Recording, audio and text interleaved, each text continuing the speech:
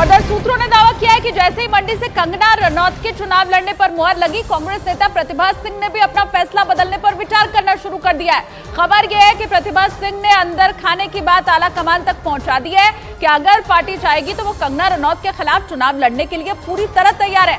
हालांकि कुछ दिन पहले चुनाव न लड़ने का ऐलान करके सुर्खियों में आई प्रतिभा सिंह अब यू टर्न ले सकती हैं। सूत्रों ने दावा किया है कि प्रतिभा सिंह ने कांग्रेस के शीर्ष नेतृत्व से इस बारे में एक बार फिर से बातचीत करना शुरू भी कर दिया है।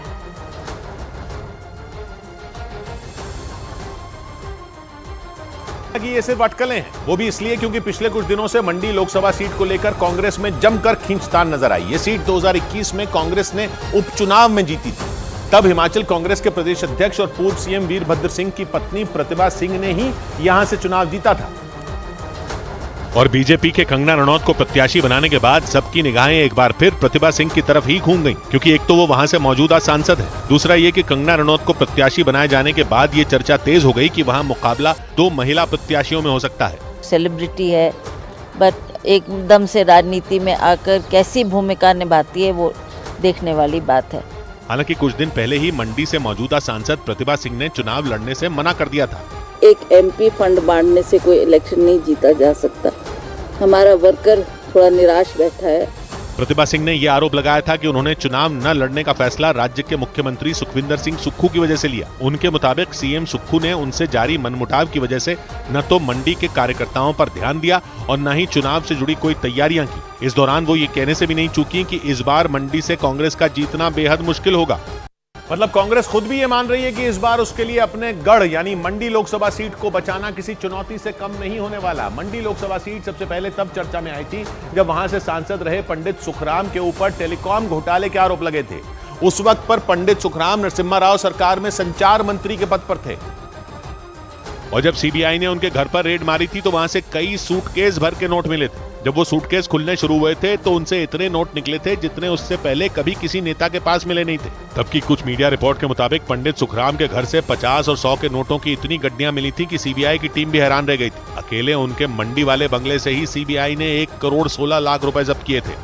और इनमें कई गड्डियां तो उनके घर में मौजूद मंदिर में रखी गई भगवान की मूर्तियों के पीछे छिपा कर रखी गई थी। और ऐसी ही कई गड्डियां बिस्तरों, गद्दों और तकियों से निकली थी। उस वक्त ये देश का सबसे बड़ा और चर्चित घोटाला था और इसका आरोप हिमाचल की इसी मंडी सीट के सांसद और मंत्री पंडित सुखराम पर लगा था। पंडित सुखराम और उनका परिवार देश की राजनीति के जाने माने नाम है। फिल्म एक्टर सलमान खान की बहन अर्पिता की शादी जिन आयुष शर्मा से हुई है वो पंडित सुखराम के ही पोते हैं। उन्हीं पंडित सुखराम का गढ़ माने जाने वाली मंडी सीट एक बार फिर चर्चा में है, क्योंकि यहां से बीजेपी ने अभिनेत्री कंगना रनौत को मैदान में उतारने का ऐलान कर दिया। तो दूसरी तरफ कांग्रेस में इस सीट को लेकर जबरदस्त अंदरूनी खींचतान नजर आई। ये खींचतान सीधे सीधे हिमाचल के मुख्यमंत्री सुखविंदर सिंह सुक्खू और वहां की प्रदेश अध्यक्ष प्रतिभा सिंह के बीच दिखी। हालांकि ये पहला मौका नहीं है जब इन दोनों नेताओं के बीच जबानी जंग हुई हो, बल्कि इन दोनों के बीच झगड़े का सिलसिला दशकों पुराना है। लेकिन इस लड़ाई के मुख्य किरदार सीएम सुक्खू और प्रतिभा सिंह नहीं है, बल्कि इस लड़ाई की शुरुआत हुई थी हिमाचल प्रदेश के मुख्यमंत्री रह चुके वीरभद्र सिंह और हिमाचल कांग्रेस के बड़े नेता रहे सुखराम के बीच। ये लड़ाई सबसे पहले 1993 में चर्चा में आई।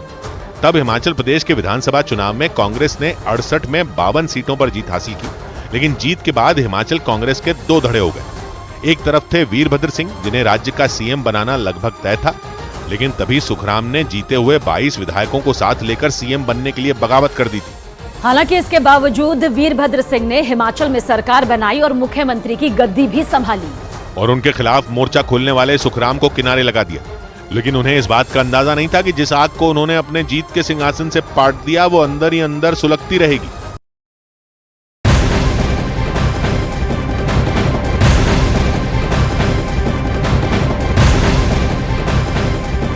बीजेपी उम्मीदवार कंगना रनौत ने मंडी में भामला स्थित घर पहुंच करके कुलदेवी का आशीर्वाद लिया। इस दौरान उन्होंने बताया कि आज वो जेपी नड्डा से मुलाकात करेंगी और उसी के बाद प्रचार प्रसार भी शुरू करेंगी। कंगना ने कहा वो जनता के बीच में मोदी के विजन 2047 को लेकर जाएंगी।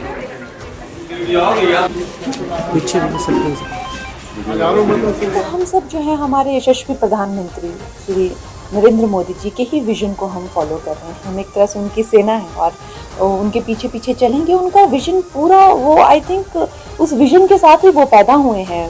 2047 तक का उनका विजन है। हर एक प्रांत के लिए, कस्बे के लिए, हर एक शहर के लिए, हर एक व्यक्ति के लिए उनका एक विजन है।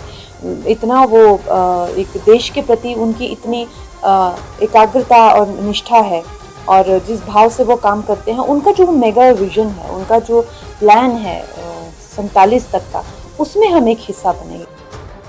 इस बीच कर्नाटक में कल्याण राज्य प्रगति पक्ष नाम की पार्टी चलाने वाले जी जनार्दन रेड्डी बीजेपी में शामिल हो गए। उन्होंने अपनी पूरी पार्टी का बीजेपी में विलय करने का ऐलान कर दिया, जिसके लिए बेंगलुरु के बीजेपी ऑफिस में एक कार्यक्रम रखा गया, जहां पूर्व सीएम बीएस येडियुरप्पा भी पहुंचे। कर्नाटक में हुए विधानसभा चुनाव में जी जनार्दन रेड्डी अपनी पार्टी केआरपीपी यानी कल्याण राज्य प्रगति पक्ष से चुनाव लड़े थे। राज्य में खनन माफिया की पहचान रखने वाले जी जनार्दन रेड्डी ने केआरपीपी नाम की पार्टी मार्च 2022 में बनाई थी। 2022 में हुए विधानसभा चुनावों में उनकी पार्टी सिर्फ एक सीट पर चुनाव जीत पाई। वो सीट थी गंगावती, जहां से खुद जनार्दन रेड्डी चुनाव लड़े थे। लेकिन विधानसभा चुनाव से पहले बनी पार्टी का लोकसभा चुनाव से ठीक पहले बीजेपी में विलय हो गया। हालांकि उन्हें लोकसभा चुनाव में टिकट मिलेगी या नहीं, ये साफ नहीं है। जनार्दन रेड्डी के करीबी श्रीरामुलु को बीजेपी बेल्लारी सीट से टिकट दे चुकी है, और जनार्दन रेड्डी ने बेल्लारी सीट से उम्मीदवार बनाए गए श्रीरामुलु के लिए प्रचार करने का ऐलान कर दिया।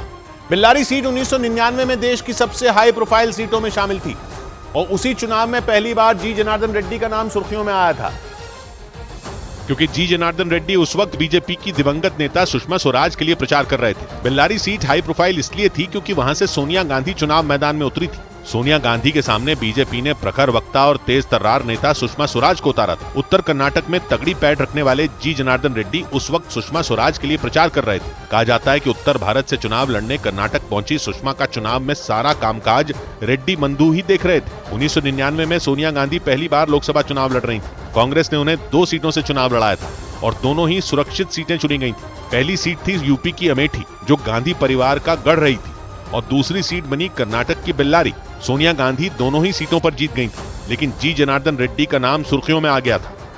और इसके बाद तो वो खबरों में बने ही रहे। जनार्दन रेड्डी का नाम खनन माफिया के तौर पर लिया जाने लगा। उन्हें खनन घोटाले के आरोप में जेल तक जाना पड़ा था, और उस वक्त बीजेपी से सहयोग न मिलने की शिकायत करते हुए उन्होंने पार्टी छोड़ दी थी। कर्नाटक में सैकड़ों करोड़ के खनन घोटाले के आरोप में जनार्दन रेड्डी को जेल जाना पड़ा था। बाद में वो जमानत पर जेल से बाहर तो आए, लेकिन सुप्रीम कोर्ट ने कई शर्तें लगा दी और उनके बेल्लारी जाने पर ही रोक लगा दी गई थी। इसीलिए उन्हें 2022 के विधानसभा चुनाव में बेल्लारी की बजाय गंगावती सीट से चुनाव लड़ना पड़ा। माना जा रहा है कि जी जनार्दन रेड्डी की बीजेपी में वापसी लोकसभा चुनाव में बीजेपी को बड़ा फायदा पहुंचा सकती है।